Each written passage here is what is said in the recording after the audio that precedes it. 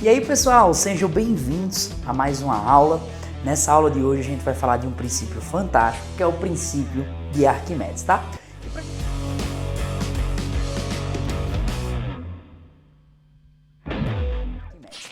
E para a gente começar a falar, Arquimedes foi um grego, tá? Que morou há 400 anos antes de Cristo. E aí na época, né, Arquimedes foi, vamos dizer assim, era um cientista da época, né, o alquimista da época, vamos assim falar o termo utilizado.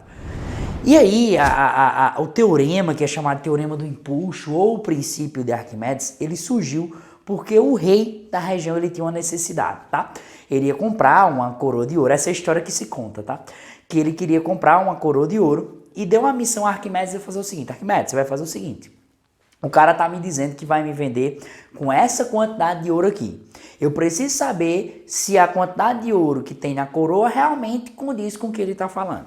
E aí Arquimedes passou dias e dias pensando.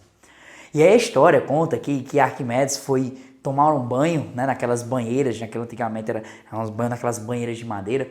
E na hora que ele entrou na banheira, ele percebeu que quando ele entrou, a banheira subiu. E aí ele saiu correndo, pelado pelo meio da rua, e o pessoal começou a falar: Eureka, Eureka, Eureka. Eureka, eu descobri, né? Seria uma expressão na época, né? E aí essa história engraçada chega à conclusão assim: como é que ele fez isso? Ele fez o seguinte: ele pegou um balde, uma bacia, colocou a quantidade de ouro determinada, verificou quanto o líquido deslocou, ou seja, quanto o líquido subiu.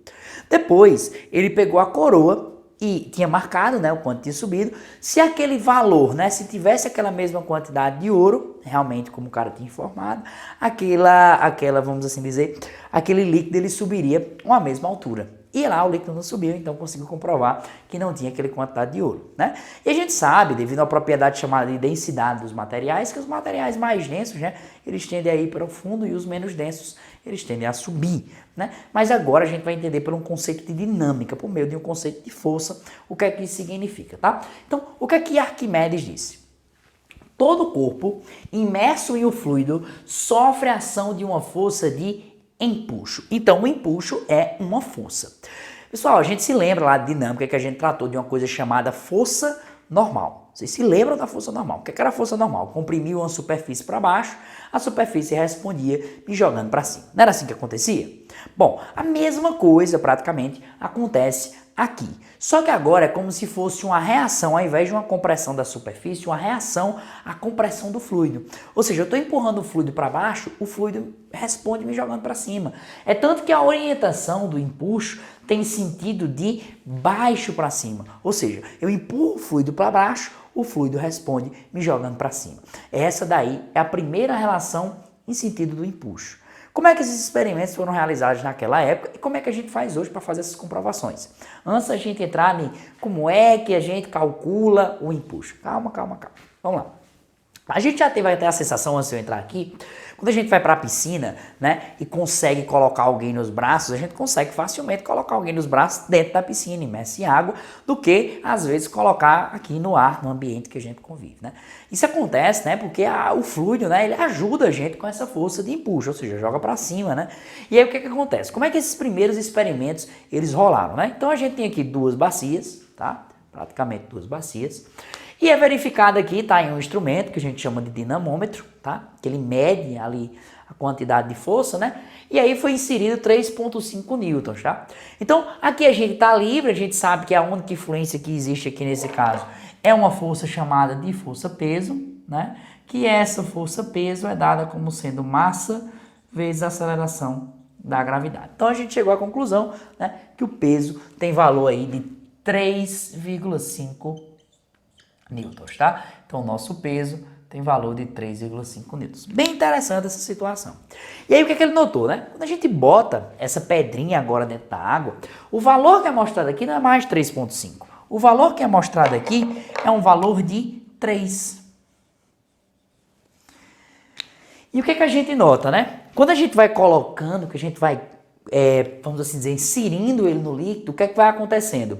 O valor que era aparecido aqui no mostrador, esse valor ia diminuindo. Então, esse valor diminuindo faz com que, à medida que essa pedrinha ela está entrando no ambiente, tá? À medida que a pedrinha está entrando no ambiente, esse impulso está aumentando. Caramba, Ives, então quer dizer que o fluido, ele ajuda, né, jogando, né, nesse caso, a pedra para cima, né, ajuda jogando a pedra para cima, que é o que a gente chama de empuxo, tá, pessoal? Isso é bastante importante, eu vou trazer, inclusive, uma aplicação, né, da bexiga natatória, tá, que a gente tem nos peixes, que os peixes utilizam para flutuar, tá?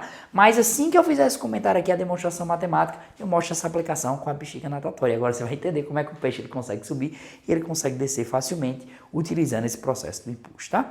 Então, basicamente, né, o módulo do empuxo, pessoal, ele é igual, né, ao peso. Agora, é o peso do quê? Daquele fluido que foi deslocado. Ou seja, Arquimedes lá não botou a coroa e não subiu tanto, pronto, é aquele valor que subiu, aquela quantidade de massa que subiu, não a massa toda, tá?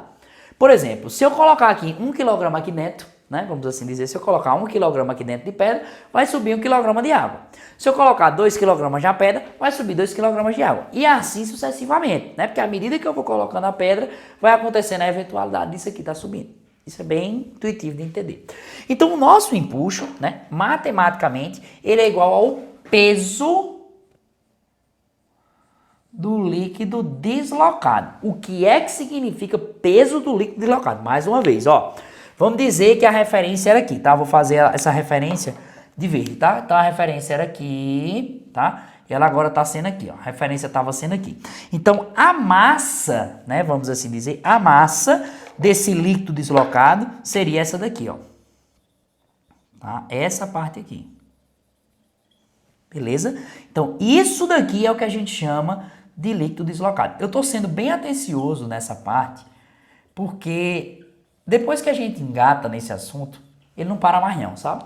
Ele é um negócio que a gente vai seguindo e não para mais não. Então esse aqui é o famoso líquido deslocado. Caramba, Ives, mas para você entender mais fácil, você botar um ovo dentro do copo. A massa que vai subir é a massa do ovo. Você bota uma pedra dentro do copo, a massa que vai subir é a massa da pedra, tá? Só que nem sempre a gente coloca a pedra toda. Entendeu qual é a resenha? Por que a gente trabalha com esse líquido deslocado? Às vezes você pode botar metade da pedra, 1/3 da pedra, 3/4 da pedra. Então você não precisa colocar toda. Se você colocar toda, vamos supor, eu coloquei 1 quilo completo, então é 1 quilo. Coloquei só a metade, então é meio quilo. Sacou? Então você tem que estar atento a isso daqui. Então o que significa dizer? O empuxo, né? O peso é massa vezes gravidade, né? Então, antes da gente ir para a equação mesmo, vamos raciocinar aqui, né? Então, ó, se ele está informando para a gente que o peso é 3, o que é que significa dizer, né? Bom, eu sei que o peso, naturalmente, ele é 3,5. Então, o valor daqui de baixo é 3,5. Só que como esse corpo está em equilíbrio, as forças que apontam para cima tem que ser igual às forças que apontam para baixo. Então, se essa que aponta para cima está dando o valor de 3, porque inicialmente aqui, quando a gente fez a medição, estava sendo 3,5, tá? Como se esse ganchinho aqui fizesse uma força de tração de 3,5 para cima, ele só está dando 3 para cima. Ele só está dando 3 para cima. Então, para poder os 3,5 não puxar para baixo, obrigatoriamente, eu preciso ter o quê? Você precisa ter aqui uma força de 0,5 newtons. Essa força de 0,5 newtons, nesse nosso caso aqui, é o empuxo. Nota o seguinte, forças que apontam para baixo, a soma dá quanto? 3,5. Forças que apontam para cima, a soma dá quanto? 3 mais 0,5, que dá 3,5, tá? Então aqui é como se tivesse uma traçãozinha, tá, pessoal? Ó, como se fosse uma traçãozinha. Nesse caso, a tração é 3,5. E aqui a mesma coisa. É bom a gente sempre botar, né, tração 3, para o aluno ele sempre se ligar o que a gente está falando, tá? Então esse aqui é um dos principais pontos. Bom, isso aqui foi mostrado. Agora vamos para a matemática, vamos para a demonstração matemática mesmo, de onde é que vem esse negócio. Não é só decorar, tem que entender de onde é que esse negócio vem, né? Então vamos lá. Ó, então o meu empuxo, ele vai ser igual a massa do líquido deslocado vezes a gravidade. Até aí nenhum mistério, né? Até aí nenhum mistério. A gente acabou de provar, né, que a massa do líquido deslocado é o tanto da pedra que vai entrar. Só que aí, pessoal, vai entrar a seguinte relação, né? Essa massa aqui é a massa do líquido. Como é que a gente mensura a massa de líquido? Rapaz, a gente não consegue mensurar a massa de líquido. 2 kg, 3 kg, não consegue. A gente consegue mensurar o volume, ou seja, o espaço que ele ocupa ali, a quantidade de litros. Por exemplo, você pega uma garrafa de Coca-Cola, 2 litros, né? Um galão d'água, 20 litros. Então a gente mensura pelo volume. Então, de alguma forma, eu tenho que mensurar isso pelo volume. Ives, qual é a estratégia que eu posso utilizar para mensurar isso pelo volume? Bom, a gente sabe que existe uma grandeza chamada densidade, né? Que essa densidade vai ser a relação da massa sobre o volume, tá? Então, essa relação aqui, né, de massa sobre volume é o que a gente chama de densidade. E aí eu vou inserir essa operação da densidade aqui dentro, tá? Como assim, Ives? Ó, se densidade é massa sobre volume, esse volume que está dividindo pode passar multiplicando. Então, a massa do líquido deslocado vai ser o quê? O volume do líquido deslocado vezes a densidade do líquido, porque não é o líquido que sobe? Então, se for água, a densidade da água, tá? Então, o que é que vai acontecer? Esse empuxo, ele vai ser igual, tá? A densidade do líquido vezes o volume deslocado vezes a gravidade. Eu vou colocar essas informações um pouquinho mais para baixo, tá? Fica melhor da gente visualizar. Bom, então, ó, a gente vai pegar esse valor aqui, né? Aplicar essa informação aqui na massa do líquido, né? E aí a gente vai transferir todas essas informações aqui para baixo. Transferindo essas informações aqui para baixo, o empuxo é igual a densidade do líquido vezes o volume deslocado do líquido, né? Eu botei líquido deslocado, né? Então vamos tentar manter o mesmo padrão. Volume do líquido deslocado vezes a gravidade. Tá? E aí a gente chega na famosa relação matemática, né? Pessoal, mas na prática eu vou escrever assim, tá? Ó, empuxo é densidade, volume, gravidade, tá? Eu já tô te dizendo, porque quando a gente começar a fazer as questões, você pode até se embananar, né? Então, vamos só recapitular o que é cada coisa, tá? D é a densidade, tá? V é o volume que foi deslocado e G é a aceleração da gravidade. Então você bota massa, gravidade, lembra dessa relação, resolvido o problema, tá? Mas o que é que eu quero que você frise? Que essa densidade é a densidade do líquido que está aqui dentro, óleo, água do mar, água mineral, o que seja. O volume é correspondente a essa parte laranja aqui que foi deslocada, tá? E a gravidade é G. Bom, Ives, beleza, esse daí é o teorema de Arquimedes, como é que danado? O peixe é um negócio chamado bexiga natatória e utiliza esse processo. Pessoal, é o seguinte, quando a gente pega um peixe, tá? Então, eu vou dar uma afastadazinha aqui para você tirar um print, tá? Creio que você já deu para tirar um print, eu vou dar uma apagada nessa ideia da equação em si, tá? Daquela demonstração ali no canto direito, para a gente desenhar o nosso peixe, você visualizar melhor, tá? Então, quando a gente pega um peixe, por exemplo, tá? Então, vou apagar aqui esse ladinho direito para a gente. Já entenderam o processo? O peixe dentro dele ele tem uma coisa chamada bexiga natatória. Tá? Que danado isso daí faz? A gente vai puxar um pouquinho para a biologia, ciência da natureza é extremamente importante, tá? Então a gente tem um peixe. Vou desenhar aqui um peixe. Deixa eu ver como é que é um peixe aqui para não desenhar meio errado.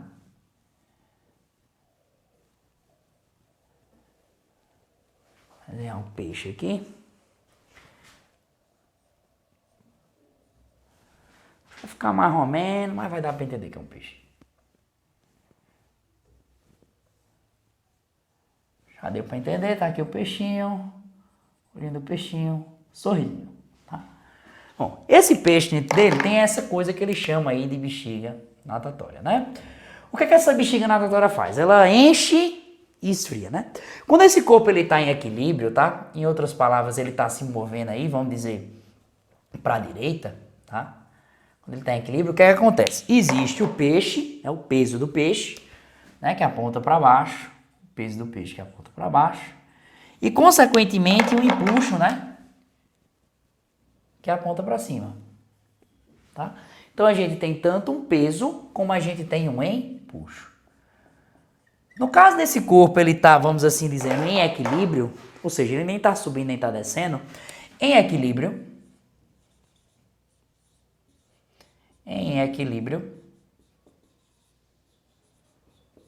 a gente tem a situação em que o empuxo, vou escrever até embaixo, o empuxo, ele é igual ao peso, tá? Ou seja, ele só vai para frente, no caso para frente, é que eu nunca vi peixe dar ré, mas enfim, ele só vai para frente, né? A gente tem uma situação do empuxo ser igual ao peso.